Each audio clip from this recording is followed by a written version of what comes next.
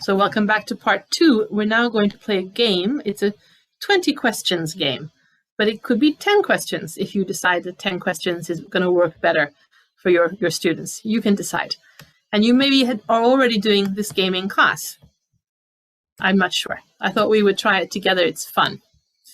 This is an activity where you use yes/no questions to find something. Okay, so let's imagine I'm thinking of an animal. Yeah, I'm thinking of an animal, and my students can ask me questions to find out what animal the teacher is thinking about. Do any of you play that game? It's yes/no questions only. They can't say, is it a crocodile? That's right. Yeah. Is it green? That's the kind of question we want. They can't just say, is it a lion, teacher? Is it a crocodile, teacher? They have to ask questions to work out if it is a lion or a crocodile. So they might ask a question like these. I'll put them all up for you. All right. So, does this animal live in Brazil? Yeah. Oh, I used to play this game with my son too. It's a good game to play with children in the mother tongue as well. Is it a wild animal? Or is it a real animal? Or is it an animal from a book? Yeah. Does it have big teeth? Yeah. Is it dangerous? Can it swim? Does it have horns? Okay. So horns on the head, or sharp teeth, big teeth, fur, claws. What color is it? And you can decide whether you're going to let the students ask 20 questions or whether you're only going to let them ask 10 questions. Okay, so you can make your own rules. You can decide, okay, yes, bye, see you later, Eloisa. You can decide, for example, if you ask me a question, is it a wild animal? And I say yes, so you got the question right, then you can guess, okay, is it a lion? That could be one of your rules to make it faster for children. All right, but if I say no, it's not a wild animal, then you can't guess. That's another option. So I'm going to put you guys into breakout rooms just to play a round of this, but I'm going to change all your partners around. And I want you to first decide on your rules. Are you going to have 10 questions or 20 questions to get the right answer? Are you going to allow people to guess if they ask a correct question? Has it got sharp teeth? And I say yes, then you can guess the animal name.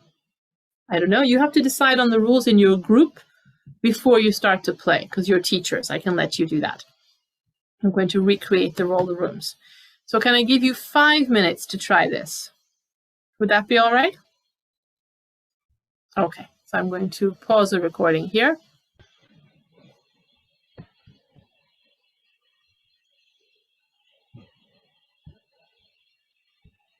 Okay, welcome back, everybody. People will be here in about 10 seconds.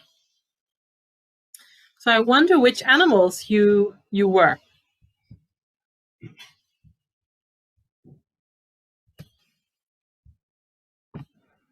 Which animals did you become for the game or choose for the game? A dog. Mm-hmm. Snake, whale. That's nice. Mm-hmm. I'm wondering which animals you chose. I thought about a kangaroo, and the members of my group asked me some questions. Okay, so you chose to be a kangaroo. Ask more questions. Yeah, but they asked, can it swim? But they could ask other questions like can it jump abilities of animals? Understand? I think so, yes. People need to ask questions and they need to think. Yeah? Yeah.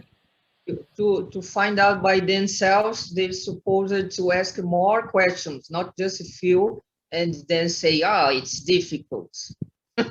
So Yeah, how they have can to I ask find that? more questions. Mm-hmm. Yeah. Shall we do it once? Do you need me to model it? I mean, I think the students, when I do this in class is first I pick an animal and they ask me questions. That's a little hard in the Zoom format that we have here. But I would think of an animal and the students have to see if they can guess the animal within 20 questions or 15 questions, if you can decide. And they can usually do that if you put the questions on the board and you help them. So if they say the question in Portuguese, it's okay. If they ask in Portuguese something like, does it eat meat? They say it in Portuguese. I say, oh, great. Does it eat meat? Let's put that in English. Okay, because that makes for a very good question. But all of the questions that they're practicing, actually, oh, an insect. Yeah, that's a good one. If someone picked an insect, that's sneaky. I mean, these are all the basic grammar things that you're teaching, right? Does it live in? Is it a wild animal? Is it a real animal? Can it? Does it have horns? Does it eat meat? Yeah. So, I mean, this is all the basic grammar. And this is using my idea that if we get students to ask the questions, it's more interactive than if they just make sentences. Okay. So here they're practicing yes/no questions with short answers. If you pick a category like animals, then the questions are kind of limited, a little bit more limited. Later, I might pick jobs.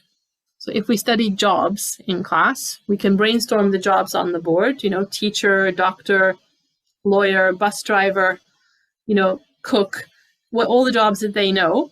All right. And then, yes. And then we can start to ask questions. I think, okay, I'm thinking of a job. And the students ask me questions. Is it a dangerous job? Or, you know, is your job dangerous? Do you get a high salary? Do you work outside? Do you wear a uniform? Have you got any tools? They start wanting to ask questions and they need the vocabulary to be able to do that. That works well. Yes, you could try on Mentimeter. I just really want them to talk. So that's the important point for me, is the speaking element of this. So after we've done jobs, maybe we pick a different item. And then later, as they get better and better at it, you can make it free. I'm thinking of something. It can be anything at higher levels. All right, so you could be thinking about anything. Love, rainbows, sharks. Could be animals, abstract things, could be anything at all, right? Yeah, famous person, exactly. They could think about a famous person and you have to ask questions. Is the person alive? Is it a man or a woman? Etc., etc. Okay? Are they famous? Is it an artist? Is it a musician? Whatever. School objects, yes. School objects can be quite hard to write it to explain because do you write with it? You have prepositions, so they're actually quite hard to guess. Right, but think about it. I think that's a great way to get the students to practice and to play the game. Rockstar. So, do you think you could use this activity in class? Would be my question.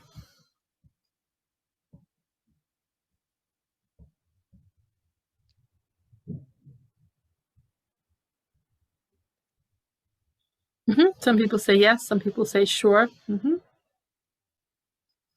I think with adaptations you can. Yeah.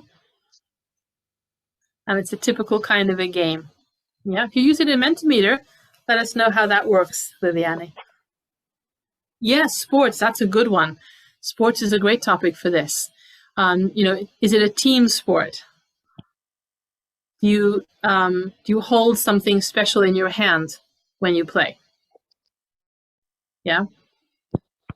Is there a ball involved? Right. So those will make great. Any topic will work for this, I believe. Okay. So those are our 3 activities for tonight, or 3 discussion topics. It's already almost 20 past 7. So I'm going to stop our webinar here. All right. And I would be very happy if you would want to oh, I'm sorry. I know tonight's one of those nights, but Saturday is going to be interesting. Come along on Saturday if you can. It will be different. Saturday will not be a repetition of tonight. Saturday will be different.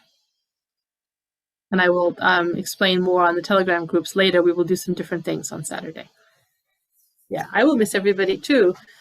It's going to be strange, but we'll see each other, I think, once a month afterwards. We'll invent some schedule that we can get together. Yeah? So I'm stopping the meeting officially here, but I'm still around, and you are very welcome to stay and chat. Okay, so I'll stop recording as well.